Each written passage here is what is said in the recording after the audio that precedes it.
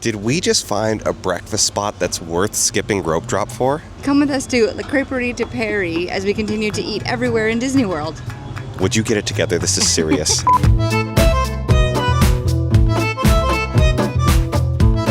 to start off, I got the baked potato and bacon soup. Shocker, it's Florida. It's hot today. Oh my gosh, who knew? It's really hot, but it's very good. It has a very round flavor. I'm a fan of potatoes, so there's not really anything wrong with potato soup. It's just incredibly hot outside today, and so I'm not sure if soup's the best choice, but it's delicious. For my hard cider, I got the demi-sec, and it is a very fruity, I don't want to call it a wine because it's technically not a wine. It's got a very fruity flavor to it.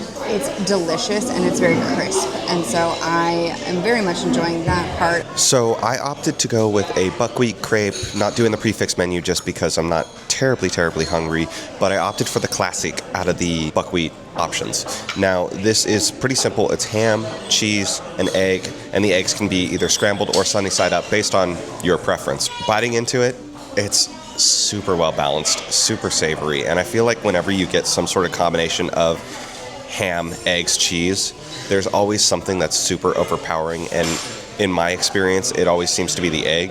This is so well balanced. Every bite, I don't get too much of one thing, and it's delicious. It's super easy to eat.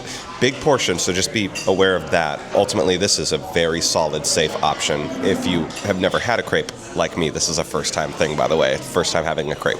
I got the ratatouille buckwheat crepe. I've eaten crepes before, but they've always been dessert crepes. I've never had a breakfast crepe. This one is made with buckwheat, and the buckwheat comes from Brittany, which I think is kind of cool. So it's imported, and it tastes amazing. It greatly affects the flavor between if you have some crepe on your fork and if you don't. It's delicious. I'm very much enjoying this, and I wasn't sure I was going to. It's a little outside of my flavor palette of what I would normally get, but I'm really liking it a lot. It's definitely pushing me out of my comfort zone. It is ginormous. It's huge. That's what she said. To wrap up today's breakfast, we have the dessert crepe, which I got the palm, which is apple. It's so good.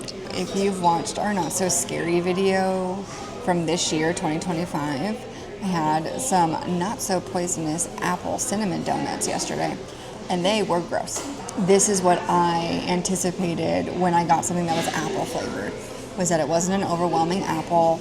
It's very present in the crepe. It's drizzled in caramel sauce. It's wrapped in a dessert crepe, and it is wonderful. It's not too sweet, which is always my big thing with desserts, is I don't like things that are overly sweet. This is not too sweet. It's got just the right amount of flavor, just the right amount of everything. I very much am enjoying this particular dish. I'm also unbelievably full at this point because these portions have been so big. And we talked to our server, and she said that these are normal portions. In France, they're bigger because they put more stuff into their crepes. Apparently, I could not hang in France because I would explode. My stomach would just expand. This is wonderful, though. I love this crepe.